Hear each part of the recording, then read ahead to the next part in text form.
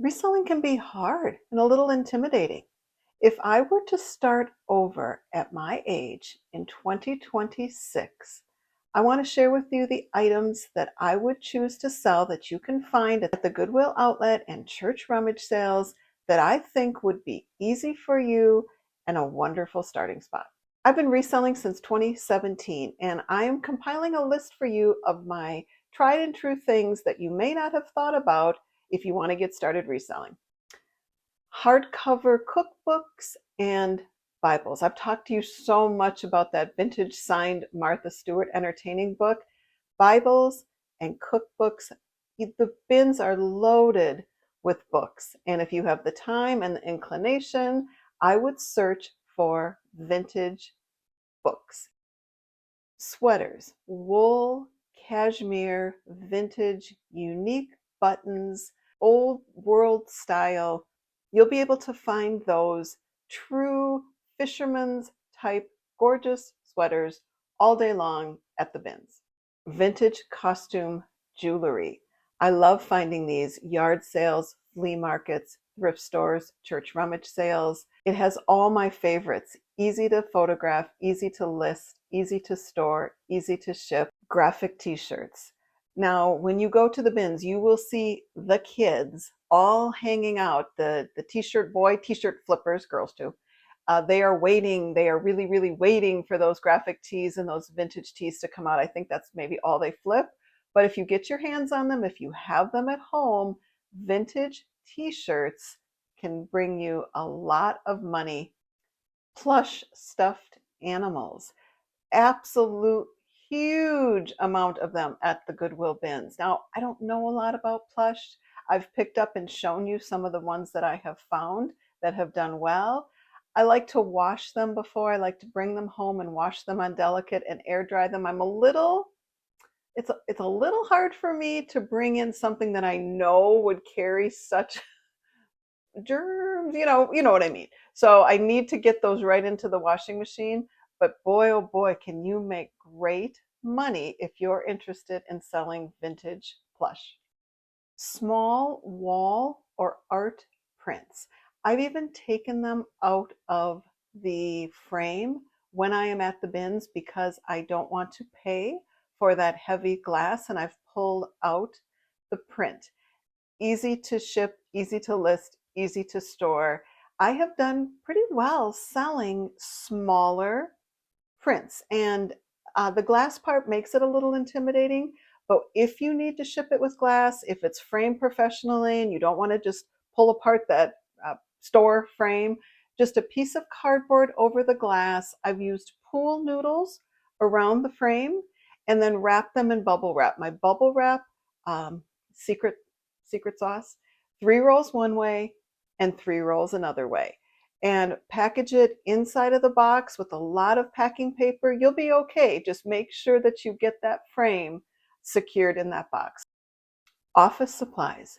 Do you know how much pens can sell for? Collectible pens? It's incredible. That might be something you have hanging around, or that might be something that you find at a yard sale or in the bottom of the Goodwill bins. Office supplies, vintage office supplies. Take a peek at that. I sold a few years back a vintage Rolodex. Office supplies, hats and caps. I love a big floppy straw hat. At the bins, that's pennies. I find them all the time. I find gorgeous, gorgeous vintage hats at church rummage sales. You know, we had to move my mom out of her home and into assisted living, and this happens all the time. People wait too long, and you find things that grandma had or that your mom had that they just didn't know how, didn't want to part with, and you're just not sure you want it either. I have sold so many vintage grandma from my mom and other people's moms things that have brought in really good money. Another one is media accessories, remote controls, pieces that are missing. If you are getting rid of something of your own that maybe has broke, you need to think about piecing that apart and seeing what that sells for on eBay. Our son had one of those really nice blenders, and it didn't work anymore, and he was getting rid of it. And I asked him to give it to me before he did. And I took just the base of the carafe of the blender and sold it just that piece, because if you have something like that and that breaks, coffee pots, pieces to your refrigerator, we've done that when we got a new fridge. Don't throw things away that are appliances or remotes and make sure that you go on eBay and look at the solds and see if you can't sell off those pieces. That'll help you pay for the next item that you want to buy to replace it. Handbags, wallets, small leather goods, that's my sweet spot. I love finding leather, silk, wool. I like rich fabrics, high quality things. I'm not big on reselling clothing. Here's what I think. If you're going to look in the mirror and determine you don't like it, it doesn't fit, it's not the right color, it's not the right size, you're going to return it. I like to find no mirror items. A hat, earrings, a belt, a necklace, a handbag. No mirror items. I love picking up high quality leather, everything. Educational toys, and market it as such. Educational toys for moms and dads who are homeschooling, for just having toys around your house, for teachers looking to update their own classrooms. Complete educational toys, books, games, puzzles. Make sure it's sealed. I think those are going to do much better for you than a puzzle that is opened. I don't pick up any of those. But keep your eye out for educational toys. Jewelry boxes and storage. I think with these vintage jewelry boxes, people are remembering grandma, they're remembering seeing it on their mom's bureau. I think there's a nostalgia to them. Uh, I find them all the time at church rummage sales. I've shipped off some bigger ones. You can start with the little ones if the shipping intimidates you. There's a lot of really good shipping videos out there.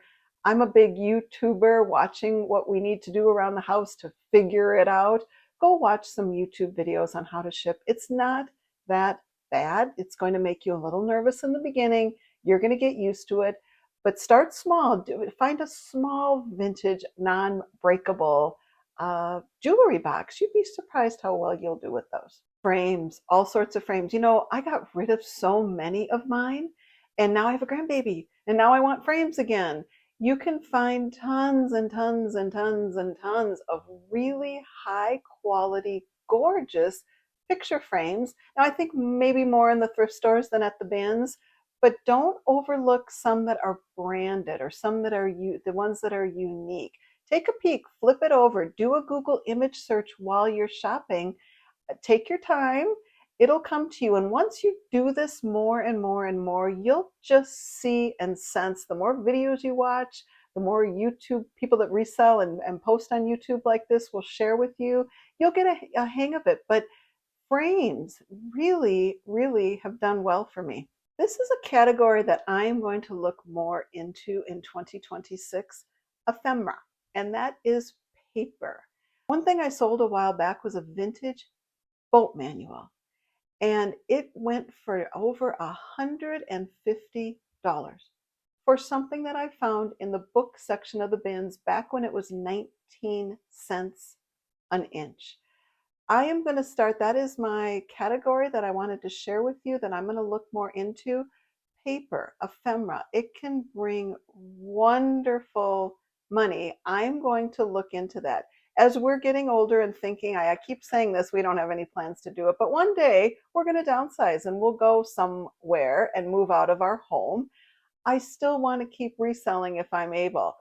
That's really the part about being in a home with storage is being in a home with storage. So I don't want to have to give up reselling until I have to. So paper, that to me is very interesting. Take a look at travel books, souvenir items. I sold off 10 of my husband's yearbooks. We made fabulous money to someone who grew up in the same hometown as he, and they found us on eBay. But old Valentines, old postcards. You'd be surprised. Vintage recipe cards and recipe boxes. I sold my mom's. Now, I'm not very sentimental when it comes to things. I like to collect memories. And so it wasn't hard for me. It's harder for my husband to get rid of things than I don't have that problem as much as he does, but I did sell off her cookbooks, the church vintage cookbooks. She loved to collect those. And if you lot them up, if you put them in a group, they can do quite well. People like to see those. They also like those old recipes and the old recipe boxes. Keep your eye out. Vintage baskets. Now there's something that's lightweight and easy to ship. I find vintage baskets all the time. I've seen church rummage sales where they're all in a huge bin, and on the last day, which is I like to go on the last day of these church rummage sales, where they let you fill a bag. That's my favorite way to shop, absolutely, for reselling. First is I would tell you to shop your home, because I guarantee you, if you're just starting out, you have some of these items that I'm mentioning. So my very first thing to tell you is shop your home. Make sure you like doing this. Make sure this is for you. Buying is a whole lot more fun than listing, shipping, dealing with customer service, getting it out in one day. So make sure you like it. And the best way you can do that is to look around your own home. It doesn't have to be a big home. I guarantee you have things that are worth reselling in whatever size home that you live in. But baskets, I have sold an inordinate amount of them, all different shapes and sizes. Check those out. Vintage sewing notions. And by notions, I mean the belt, the buttons and the snaps and the lace and the flowers. I found it all sitting in the middle of a bin. And all of those people that go to the Goodwill bins, let them go to the other side and wait and shuffle through all those things, because a lot of times they're going to dig up the good stuff for you. Now, I'm primarily a hard goods seller. Um, I don't love selling clothing. I feel like it's a higher return than a lot of other things that I have sold by far. So I like sticking to the quirky, the odd, the unusual, the collectible, the things that other people aren't really looking for. So the bins really work for me. But if you like selling clothing, I know I follow resellers that only sell clothing and are doing fabulous. So make sure you like what you're selling. I think it makes this process go a whole lot better. And with eBay, you can literally sell anything. So sewing notions, think about, can you find it now? That's when I'm digging through those bins and I look at all these crazy things that are in there. My thought is, can you find it now? And if the answer is no, there might be someone that's looking for it. Vintage playing cards and vintage greeting cards. Again, with the greeting card, going back to the ephemera, but those you may find on a table at a church rummage sale. Again, I recently sold my mom's vintage playing cards. I don't, sometimes I think, well, who's going to buy it? And I don't know why, unless you have like a mid-century modern home and a bar, and I kind of try and put a picture in my head of what I think who the buyer would be. But people are looking for those things, and people at the bins may not be. So if you can kind of niche into the area that really appeals to you, going to the bins won't be so intimidating. Going to the church rummage sales, you may want to go on the first day when the selection is plentiful. I like going on the last day, helping them clear it out, buying things for $5 and $10 a bag, which then once you sell one item in the bag, the rest of it is profit. Now you need to keep good records for your accountant, if you have an accountant. The taxes are not my forte. My husband Brian does really well with those, but I have a separate credit card that all of these purchases go on, all of my supplies go on. You keep track of your mileage. There's deductions in your home that you can take from your home office space. So you do need to understand, if you get involved in this at a higher level, understand about taxes and the deductions because you need to claim this money. Vintage scarves. That is what I first started with. And along with the next thing I'm going to tell you, I started by selling vintage scarves, the kind that are hand rolled, all silk. Uh, you can see on where they're stitched, you can tell it's hand rolled because of that stitching literally isn't perfect. Hand rolled silk scarves are my favorite. You can't get anything easier. It's the cheapest you can get literally at the bins is a scarf. You can store it in a basket. You can ship it for pennies. I started offering free shipping, um, and that has been working well for me. I think the more I have sold on eBay, my feeling is, and because I'm sharing with you some things that aren't all that heavy to ship, I think people expect that. I got to say, over Christmas, I expected that. All of my things that I bought on Amazon, I kind of wanted it quickly. And so, and free. Now, I don't have an Amazon Prime membership. We just kind of always find our way to over $35. And sometimes, it comes so quickly, even without that 1 day shipping. But I think buyers just expect free shipping. And you may disagree, and it may not be working for you. And I always had buyer pay shipping because I'm in Minnesota. If I ship to California, it's going to cost me a lot of money. But if I buy that item at the Goodwill bins, my profit is huge. So I can afford it. If I'm going into the Goodwill and things are $12.99, $24.99, $19.99 per piece, I can't afford to do it that way. So it definitely depends on where you source your items and if you can afford to offer free shipping. This isn't going to work if you're losing money or breaking even or just making $1 or $2. You're going to burn out from this. You need to feel that you're making money for the time that you spend on this. So the fact that I pick things up by the bag and by the pound is the reason that I feel that free shipping is working quite well for me. The next thing that I started selling, and I just sold one this week, is vintage planners, a spiral bound planners. I sold the one I used to use at a law firm I worked at back in the 1990s. It had a cute little pen with it. We all got those when we worked there. They go really well, and I find them in the book section where it's per inch. Uh, it's, again, paper. You'd think everyone's got an app on their phone that's going to do that.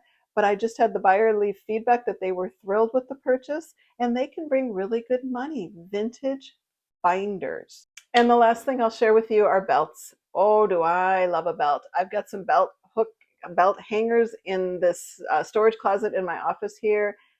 So easy. If in our bins, it's leather, shoes, handbags, purses, all in a bin, and people aren't picking those up like I am. They're always there, and they seem to be all together.